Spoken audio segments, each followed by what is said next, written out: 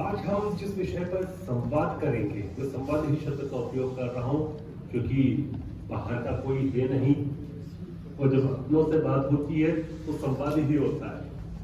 तो हम जिस विषय पर आज संवाद करेंगे वो है भारत वैश्विक परिदृश्य।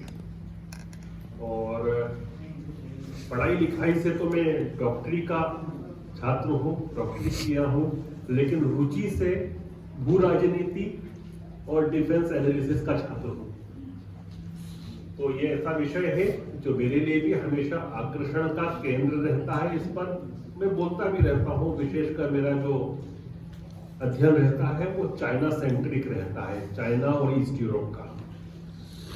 अब कोई भी देश की आंतरिक नीति को देखना हो, उसकी विदेश नीति को देखना हो, उसकी अर्थनीति को देखना हो और उसकी डिफेंस नीति को देखना हो, तो उस देश की स्थिति वर्तमान कालखंड में वैश्विक परिदृश्य में क्या है, इसको समझ लीजिए तो आपको आज का नहीं, आगे आने वाले 25 साल तक क्या नीतियां रहनी है वह भी समझ में आ जाता है।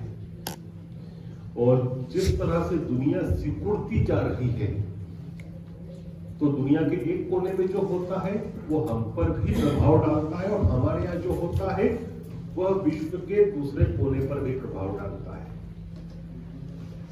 और चूंकि हम सत्ता में हैं, प्रदेश में भी हैं, केंद्र में भी हैं, और केंद्र में लगातार दूसरी बार है, लगभग 7 साल से हम शासन कर रहे हैं। तो किसी भी राजनीतिक दल के कार्यकर्ता होने के नाते हमको इस बात का बोध होना चाहिए कि हमारी पार्टी और हमारी सरकार के वो कौन से पक्ष हैं जिनमें हमने आउटस्टैंडिंग परफॉर्मेंस किया है। बहुत सारे पक्ष हैं, लेकिन यदि मेरी दृष्टिकोण से आप पूछे तो विदेश नीति जो है वो मोदी सरकार का सबसे ज्यादा फ्लाइंग कलर्स से पास होने वाला सब्जेक्ट है। और समय की एक बाध्यता है कि मुझे कहा गया है आधा घंटा पौन घंटे में अपनी बात रखना। हालांकि ये सब्जेक्ट बहुत बड़ा है, तो मैं कोशिश करूंगा कि समय अवधि में पूरी दुनिया की राजनीति हम बात करें और उसको परिदृश्य में रखते हुए भारत की स्थिति परिस्थिति कहाँ खड़ी है और आगे का भविष्य कैसा दिखता है। बार बार एक बात कही जाती है दोस्तों कि हमारे जो नेबरहुड है, हमारे जो पड़ोसी देश हैं, चाहे उसमें नेपाल हो, पाकिस्तान हो, श्रीलंका हो, भूटान हो, बर्मा हो, हमारे बहुत अच्छे संबंध नहीं है आज के समय। इसलिए मैं सबसे आखिरी में हमारे पड़ोसी देशों की बात करूंगा, क्योंकि जब मैं पूरी दुनिया के घूमते हुए हम बात करेंगे तो आपको समझ में आ जाएगा कि हमारे अच्छे संबंध क्यों नहीं है और आगे 25 साल तक कैसे रहेंगे। क्योंकि फिर वही बात आती है कि जो एक चीज घटित होती है दुनिया के एक कोने में, उसका प्रभाव दूसरे कोने पर पड़ता है, और उसी लिए ये सब चीजें भी दिख रही है। तो हम पश्चिम से शुरू करके हम उत्तर तक आएंगे। और पश्चिम कहां से आता है? यदि भारत के परिप्रेक्ष्य में हम बात करें तो मिडिल ईस्ट जिसको कहते हैं, हमारे लिए मिडिल ईस्ट नहीं है, वो सेंट्रल एशिया है। मिडिल ईस्ट जिसको कहते हैं, देखिए क्या है कि पश्चिम का अनुसरण हम लोगों ने इस तरह से किया कि जो चीज उनके लिए मध्य पूर्व है वो हमारे लिए मध्य पूर्व नहीं है, हमारे लिए पश्चिम एशिया है वो, हम उसको मिडिल ईस्ट कहने लगे। तो हम पश्चिम की जब बात करें तो हम गल्फ से बात करें, अरब देशों से बात करें, उसके बाद आता है सेंट्रल एशिया, फिर आता है ईस्ट यूरोप और रशिया, फिर आता है वेस्ट यूरोप, फिर आता है अमेरिका, और फिर घूम के आते हैं तो जापान और चाइना। तो हम शुरुआत वहां से करेंगे और चीन तक आएंगे। उसमें आपको सब पता चल जाएगा कि हमारे पड़ोस के देशों से हमारे कैसे संबंध और जैसे भी है वो क्यों है। तो हम बात करें कि 2014 से अभी तक पश्चिम से लेकर उत्तर तक हमारी पॉलिसीज क्या रही हैं और उसके पहले कैसे हुआ करती थी, और आज भारत की स्टैंडिंग कहां खड़ी है। तो हम जैसे ही भारत से पश्चिम की तरफ जाना शुरू करते हैं तो हमारी नजरों के सामने सबसे पहले कुछ आता है, तो वो आते हैं गल्फ अरब स्टेट्स। यूनाइटेड अरब एमिरेट्स हुआ, सऊदी अरब हुआ, ओमान हुआ, इराक हुआ, ईरान हुआ, जिसको अरब कंट्रीज कहते हैं, इजराइल हुआ।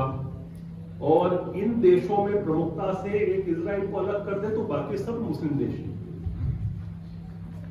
भारत के साथ अरब देशों के संबंध हमेशा अच्छे रहे, लेकिन 2014 से पहले एक चीज देखी जाती थी कि OIC, organisation of Islamic cooperation, जो कि 54 देशों का समूह है और यूनाइटेड नेशंस के बाद सबसे बड़ा समूह बनता है, वो हमेशा पाकिस्तान की तरफदारी करता था, चाहे विषय कश्मीर का हो या कोई अन्य विषय हो।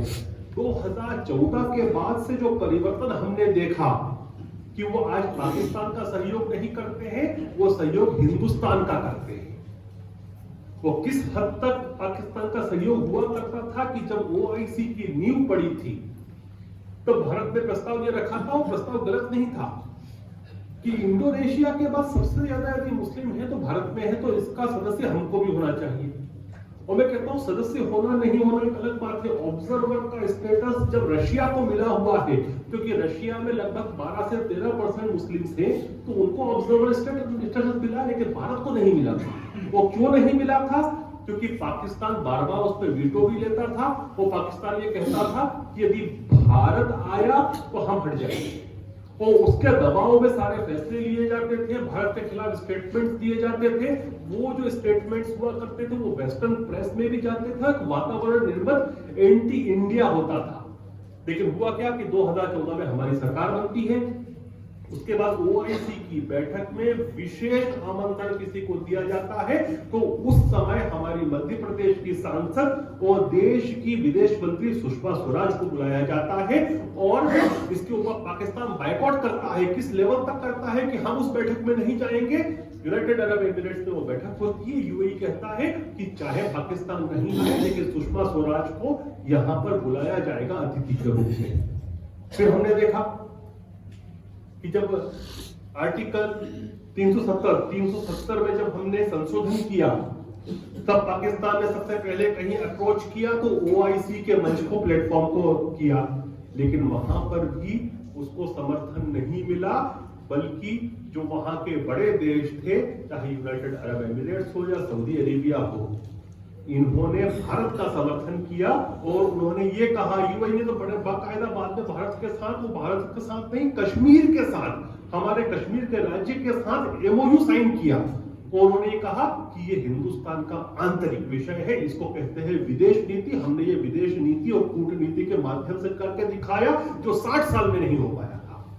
तो बतौर कार्यकर्ता हमको छाती ऊपर करने का, छाती फुलाने का, 56 इंच का सीना दिखाने का एक ये बहुत बड़ा बिंदु है कि 56 मुस्लिम कंट्रीज ने पाकिस्तान का समर्थन नहीं करते हुए नरेंद्र मोदी जी के हिंदुस्तान का समर्थन किया, और 6 इस्लामिक देशों ने, जिसमें मालदीव्स के अलावा सारे खाड़ी के देश थे, हमारे प्रधानमंत्री जी को वहां का सर्वोच्च नागरिक सम्मान भी दिया। उसमें सऊदी अरब, बहरीन, यूनाइटेड अरब एमिरेट्स, फिलिस्तीन, फिर अफगानिस्तान पास में, और मालदीव्स, इन 6 मुस्लिम देशों ने अपना सर्वोच्च सम्मान किसी को दिया, तो भारत के प्रधानमंत्री नरेंद्र मोदी जी को दिया। आज तक किसी कांग्रेस के किसी प्रधानमंत्री को नहीं मिला था।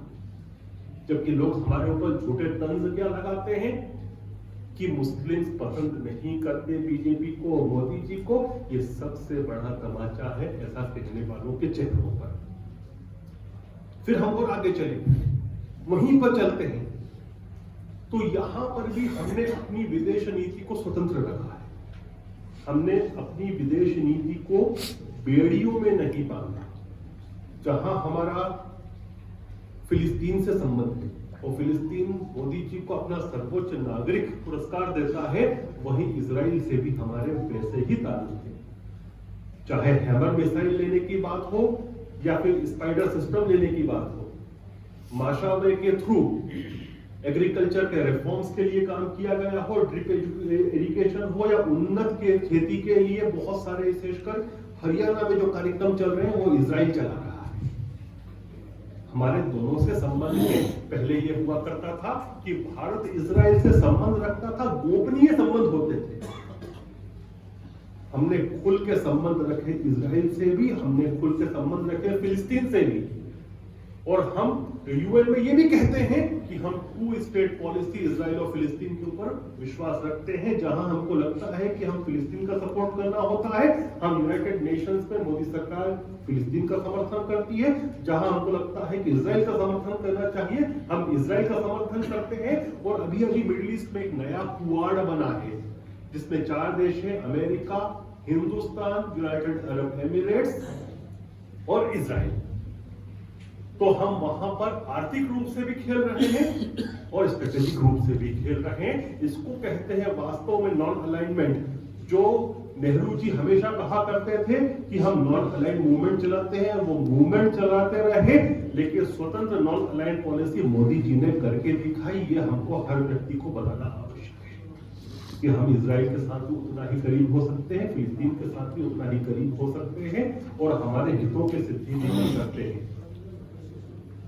और आप ये देखिए कि आज हमने पाकिस्तान को इसी डिप्लोमेसी से इतना अकेला कर दिया है कि सऊदी अरब से अभी उसको जो लोन मिला है वो 4%, 3.5-4% की दर पे मिला है। फ्रेंडली लोन अंतरराष्ट्रीय स्टेज पे कहा जाता है कि आधा % 1% पे मिलता है। तो हमने इतना दूर कर दिया।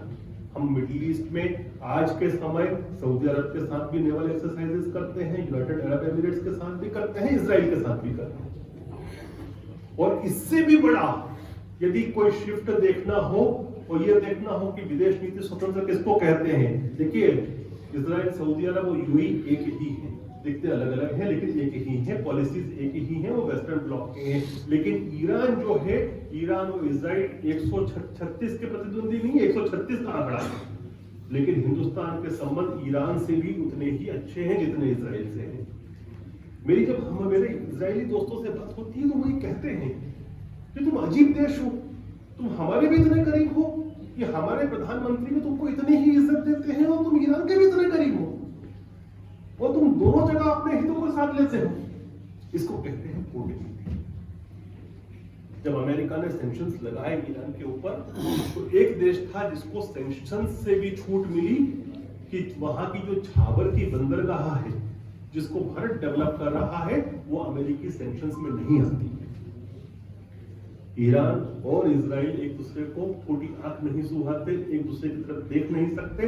मैं तो ये कहता हूं कि हो सकता है सरकारें जो करती हैं वो जरूरी नहीं, पार्टी को भी बताए, बहुत सारी चीजें होती हैं जो आपको और हमको, पार्टी को भी नहीं पता चलेगी, क्योंकि सरकार अपनी गोपनीयता रखती है राष्ट्र के हित में। और इसीलिए जब पद और गोपनीयता की शपथ ली जाती है, मैं तो ये भी कहता हूं कि कहीं ना कहीं हिंदुस्तान ही लिंक होगा जो ईरान, यूएई, सऊदी अरब और इजराइल के बीच भी बात कर रहा होगा। ये हमारा स्टेटस है। और आप मिडिल ईस्ट के किसी भी कंट्रीज में जाए, मैं कई कंट्रीज में गया हूं, हिंदुस्तानियों को इतनी इज्जत से देखा जाता है कि हम एक अच्छे देश से हैं, हम एक ऐसे देश से हैं जो नैतिकता के आधार पर चलता है, जिस पर विश्वास किया जा सकता है और हिंदुस्तानियों पर विश्वास किया जाता है। अब हम और पश्चिम में चलते हैं तो आता है एक बहुत महत्वपूर्ण साथी जिसका नाम है रशिया। बहुत से लोगों ने बहुत सारी बातें की थी कि मोदी जी जो हैं वो ट्रंप के इतने नजदीक जा रहे हैं कि रशिया हमसे बिछड़ रहा है और ये दोस्ती जो है जो पिछले 60-70 साल से चल रही थी अब जो है वो टूटन की कगार पर आ गई है। लेकिन हमने बार बार ये प्रूव कर दिया कि यहाँ पर भी मोदी जी की जो पॉलिसीज हैं, भारत सरकार की जो विदेश नीति है वो स्वतंत्र है और स्वतंत्र ही रहेगी।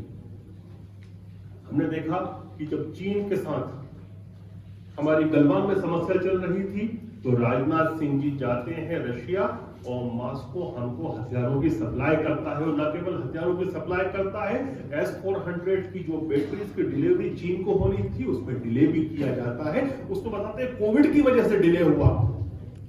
कूटनीतिक भाषा में जो बात होती है ऐसे ही कही जाती है, लेकिन चीन को S-400 की डिलीवरी में डिले किया रशिया ने, वो भी उस समय जब चीन को सबसे ज्यादा जरूरत थी और भारत को हथियार दिया रशिया ने जब हमको सबसे ज्यादा जरूरत थी। ये दिखाता है कि दोनों देशों के बीच में मैत्रीपूर्ण संवाद है और स्वतंत्र पॉलिसी यहाँ पर भी है हमारी, क्योंकि अमेरिका नहीं चाहता। आज के समय सबसे महत्वपूर्ण हमारा कोई फॉरेन पॉलिसी का संबंध है तो वो यूनाइटेड स्टेट्स के साथ है।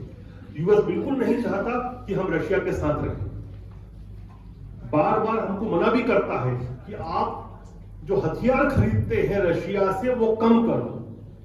और ये बात सही है, हम भी डाइवर्सिफाई कर रहे हैं अपने आप को। हम फ्रांस से भी खरीद रहे हैं, हम इजराइल से भी खरीद रहे हैं, हम अमेरिका से भी खरीद रहे हैं और हम रशिया से भी खरीद रहे हैं, ताकि एक किसी देश के ऊपर हम निर्भर नहीं रहे। लेकिन यदि अमेरिका ये कहता है कि आप ये खरीदो ये मत खरीदो, तो हिंदुस्तान वो बात नहीं मानेगा।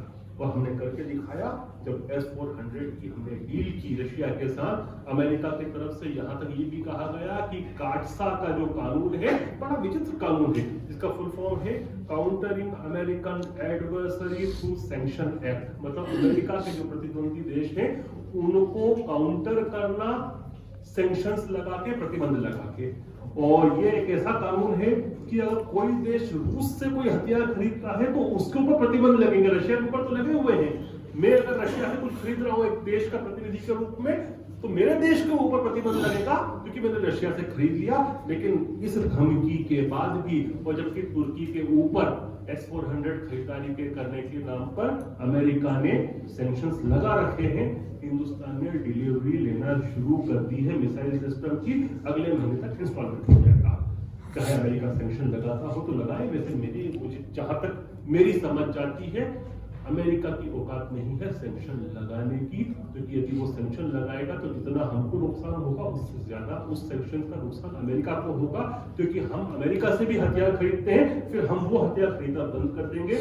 और जहां तक चीन की बात है, अमेरिका अकेला चीन से नहीं लड़ सकता, उसको लड़ने के लिए बड़ी फोर्स चाहिए। वो हिंदुस्तान के अलावा पूरी एशिया में कुर्सी नहीं है, तो उनके हित ज्यादा प्रभावित होंगे। इसलिए उनको ना चाहते हुए भी भारत को वेवर देने पर मजबूर होना होगा। और 6 दिसंबर को व्लादिमीर पुतिन, रशिया के जो राष्ट्रपति हैं, वो दिल्ली आ रहे हैं। आप देखना बहुत सारे और MOUs और करारों पर साइन होगा। और अगर के इस मंच से मैं ये बात कह रहा हूं कि कुछ ही समय की बात है, हिंदुस्तान S-500 भी लेगा और फिर भी अमेरिका सैंक्शन नहीं लगा पाएगा, क्योंकि उनको हमारी ज्यादा जरूरत है। हम दबकर और झुककर अपनी विदेश नीति नहीं चला सकते। आप देखिए कि ईरान में जैसे ही नए राष्ट्रपति बनते हैं तो सबसे पहला कोई देश का विदेशी प्रतिनिधि जाता है तो S जयशंकर मोदी जी का पत्र लेकर उनसे मिलने जाते हैं। अमेरिका को पसंद नहीं था। हम स्वतंत्र हैं और हम अपनी स्वतंत्रता को बहुत प्यार करते हैं। और हमारी पॉलिसी जो है वो फॉरेन पॉलिसी, डिफेंस पॉलिसी किसी के अनुरूप नहीं चलेगी, हमारे हितों के अनुसार चलेगी। एक स्पष्ट मैसेज है। फिर रशिया से और हम वेस्ट चलते हैं तो फिर आता है यूरोपियन यूनियन और ग्रेट ब्रिटेन। यूरोपियन यूनियन आज के समय में कहता हूं उसको कि पहले वाली शक्ति नहीं रही है और उनके आपस में ही अंतर विरोध बहुत सारे हैं। वो भी रशिया को पसंद नहीं करते, लेकिन उनकी मजबूरी भी हिंदुस्तान है। इसीलिए कोविड के समय ऑनलाइन कॉन्फ्रेंस करते हैं कि ट्रेड के साथ कैसे इंप्रूव किया जा सके। तो यूरोपियन यूनियन के साथ हमारे अच्छे संबंध हैं। और ब्रिटेन की बात करें तो ब्रिटेन अभी जो COP26 का सम्मेलन हुआ था, ग्रेट ब्रिटेन में 2 ही ऐसे नेता थे जिनको पूरी होटल भी 5 स्टार होटलों में रखा जाता है। विदेश का कोई नेता जाता है इस प्रकार के सम्मेलन में, और चूंकि स्कॉटलैंड की राजधानी में वो सम्मेलन था, वहां पर 5 स्टार होटल्स की कमी है, छोटा शहर है, तो केवल दुनिया के 2 देशों को अकेले होटल दी गई और अकेले परिवहन दिया गया। एक थे जो बाइडेन और दूसरे थे नरेंद्र मोदी। तो ब्रिटेन के और भारत के क्या संबंध है आज के समय, ये इस बात से परिलक्षित होता है।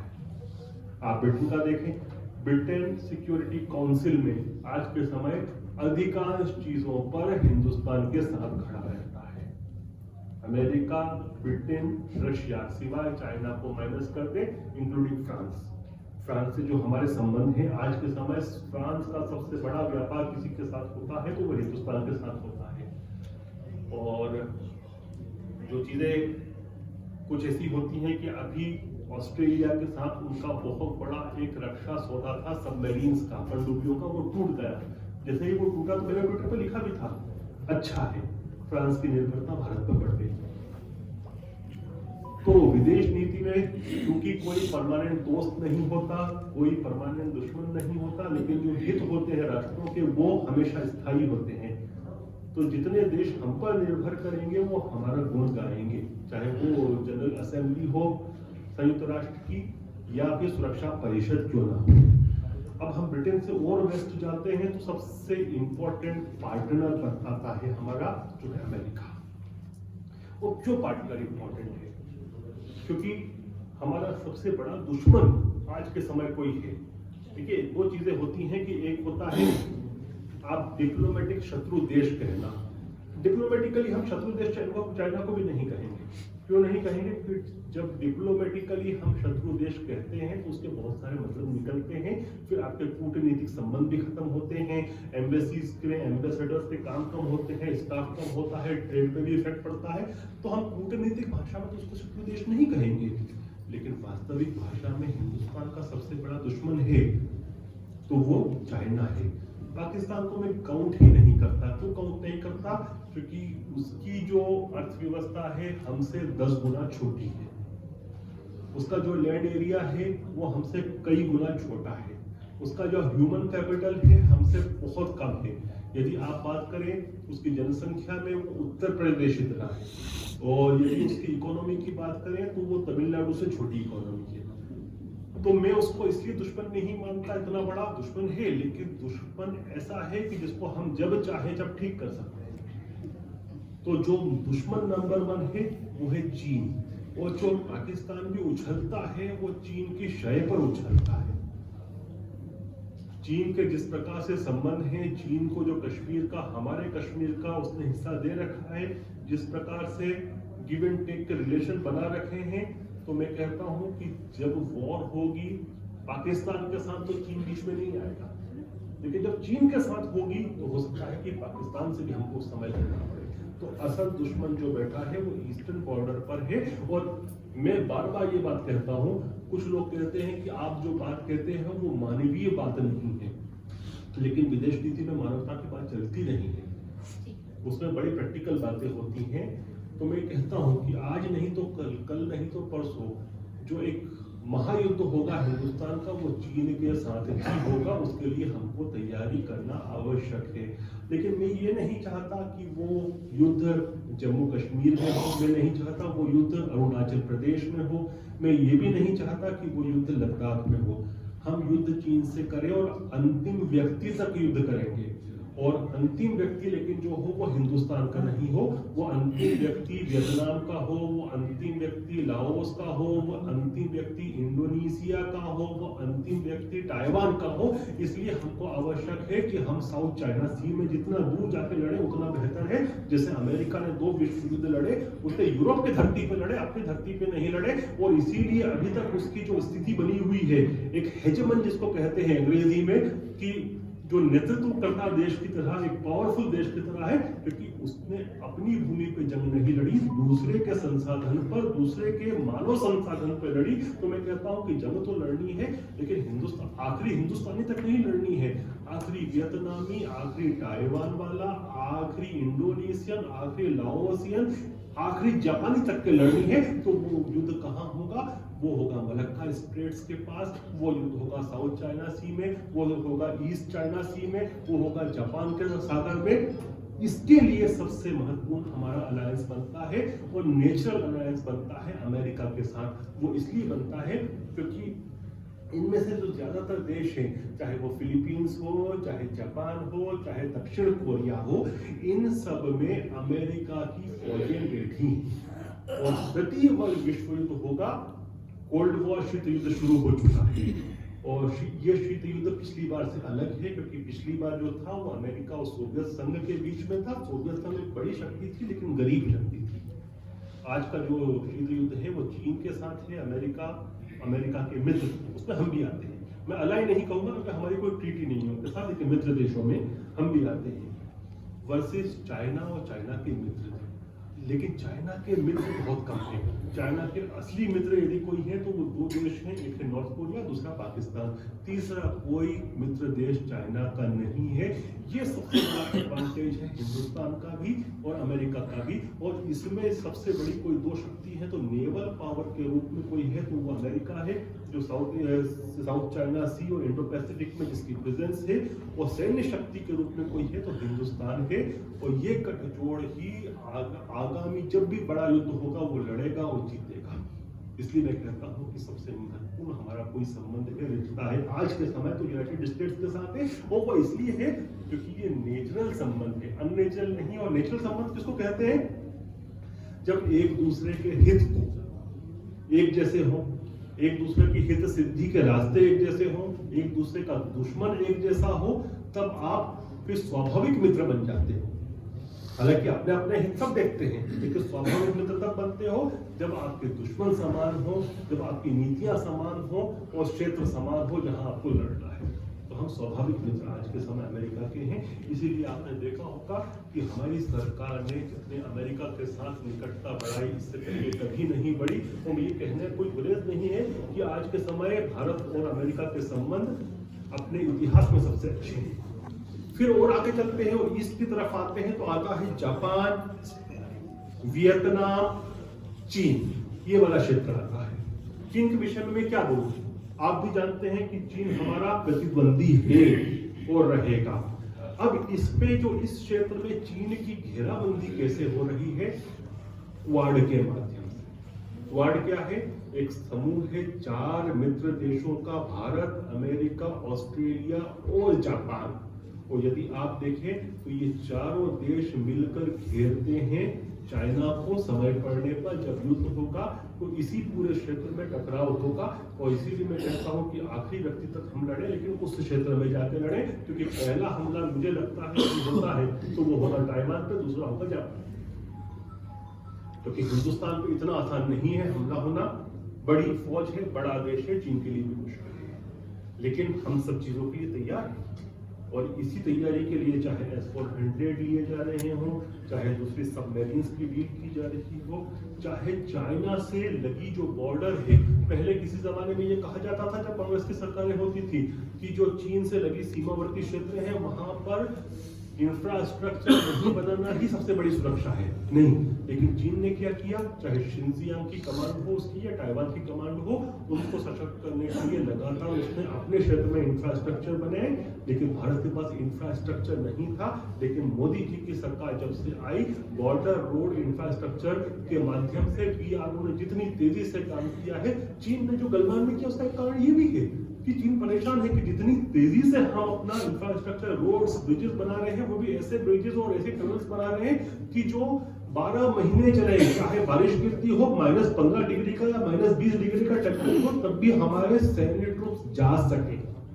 तो चीन की घेराबंदी इस प्रकार से हो रही है। अब अंतिम टॉपिक जो है वो है कि आस पड़ोस के देशों से संबंध। इसको यदि आप इतिहास के चश्मे से देखेंगे तो आप पाएंगे कि जब भी शीत युद्ध बड़ी शक्तियों के बीच में होता है तो जो छोटे छोटे देश होते हैं सबसे ज्यादा फायदा उठाते हैं। कभी वो एक शक्ति के साथ होते हैं तो कभी दूसरी शक्ति के साथ होते हैं। सबसे अच्छा उदाहरण इसका देखना हो तो जब सोवियत संघ और अमेरिका का शीत युद्ध चल रहा था, तब टर्की की पोजीशन ऐसी थी कि वो कभी यूएसएसआर से, सोवियत संघ से लाभ ले लेता था तो कभी अमेरिका से लेता था। तो जो भी छोटा देश होगा वो बफर स्टेट होगा, वो हमेशा यही करेगा। फिर चाहे वो बफर स्टेट जो है वो नेपाल हो, चाहे वो बफर स्टेट फिर श्रीलंका हो, चाहे वो बफर स्टेट जो है वो मालदीव्स हो या कोई और दूसरे देश हो, ये सारे के सारे छोटे देश। पाकिस्तान की बात छोटी, पाकिस्तान आज के समय कॉलोनी बन चुका है, उपनिवेश बन चुका है चाइना का। तो पाकिस्तान की जितनी पॉलिसीज हैं वो तो चाइना डिक्टेट करता है। लेकिन आप श्रीलंका को देखिए, कभी वो हमारे पास आता है, हमसे सहायता लेता है, कभी वो चीन से ले लेता है। नेपाल का आप देखिए, कभी वो हमारे खिलाफ बोलता है, कभी वो हमारे पक्ष में बोलता है। ये छोटे छोटे जितने देश हैं ना, इनके सबसे ज्यादा मजे रहते हैं जब दो बड़ी शक्तियां लड़ती हैं, वो ये पूरा फायदा लेते हैं। और मैंने कहा कि अंतरराष्ट्रीय जो वैश्विक राजनीति होती है उसमें कोई किसी का पक्का दोस्त भी नहीं होता, कोई पक्का दुश्मन भी नहीं होता। तो ये भी इनके साथ भी नेपाल, श्रीलंका, मालदीव, बर्मा, इन सब के साथ वही स्थिति परिस्थिति है कि ये दोनों से फायदा उठाएंगे। और जब तक ये शीत युद्ध निर्णायक मोड़ पे नहीं पहुंचेगा जैसे सोवियत संघ का पहुंचा था, मुझे लगता है पहुंचेगा ये, और चीन की हार में पहुंचेगा। क्यों पहुंचेगा, मैं केवल इसलिए नहीं बोल रहा क्योंकि मैं हिंदुस्तानी हूँ, क्योंकि देखिए कोई भी जो लोकतांत्रिक देश है, जब वहां की जो जनता होती है अपनी सरकार, कोई भी सरकार हो, उसकी नीतियों को जब पसंद नहीं करती है तो जो प्रेशर बनता है उसको निकालने के लिए एक वॉल्व होता है जिसका नाम है चुनाव। वो चुनाव में वोट के माध्यम से, बैलेट के माध्यम से सत्ता को परिवर्तित कर देती है। लेकिन ऐसे देश जहां लोकतंत्र नहीं होता, जब वहां प्रेशर बनता है तो कोई वॉल्व नहीं होता, और जब कुकर में यदि वॉल्व नहीं होगा और प्रेशर बनता रहेगा तो वो फूट जाएगा। तो जैसे सोवियत संघ फूटा था और देखते देखते पूरा भड़बड़ा के गिरा था, वैसा ही चीन भी होगा। और मत भूलिए कि चीन कैसा है। देखिए चीन जो है, चीन का आधे से ज्यादा चीन जो है वो दूसरों की भूमि को हथिया कर बनाया गया है। आप देखिए कि इनका पूरा के पूरा, आप चीन का कभी नक्शा देखें, रात में देखें गूगल की सैटेलाइट इमेजेस, तो आपको दिखेगा कि जो इसका पूर्वी क्षेत्र है वो जगमगाता रहता है लाइटों से, जबकि इसका पश्चिमी क्षेत्र है बिल्कुल अंधेरा रहता है। वो क्यों रहता है? जबकि पश्चिमी क्षेत्र इनका कभी था ही नहीं, चाहे वो तिब्बत हो या फिर शिनजियांग हो, निया मंगोलिया जिसको कहते हैं वो। देखिए चीन क्या है, चीन की जो महादीवार है, जो विशाल दीवार है, उसके नीचे जो कुछ भी है वो चीन था। उसके ऊपर से आक्रमण नहीं हो इसलिए तो चीनी राजाओं ने उस दीवार को बनाई थी। देखिए इन्होंने क्या किया कि उसके ऊपर भी माओ सेतुंग ने जब अपनी क्रांति तथाकथित कम्युनिस्ट क्रांति की, तो सबसे पहले उसने कब्जा किया इन्हीं क्षेत्रों पर, चाहे वो तिब्बत हो, वो उइघुरों का क्षेत्र शिनजियांग हो, चाहे वो निया मंगोलिया, आधे मंगोलिया को उन्होंने हड़प लिया हो, चाहे मंचूरिया जिसको कहते हैं, मंचूरिया है कुछ भी नहीं, वो कोरिया है, वो नॉर्दर्न पार्ट ऑफ कोरिया है। और एक समय वो था जहां पर जब northern most part of Korea जिसको मंचूरिया कहते हैं, वहां चीनियों को जाना निषेध था। यदि चीनी जाते थे तो उनको मार दिया जाता था। आज उसको भी उन्होंने एक्वायर कर रखा है।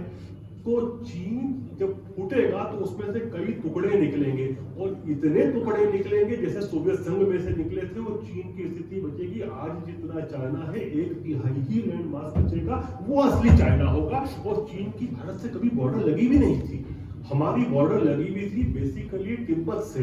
ये तो तिब्बत पर चीन का कब्जा हुआ तो चीन हमारा पड़ोसी बन गया, वरना हमारा पड़ोसी मूल्यतः चीन नहीं था, तिब्बत था।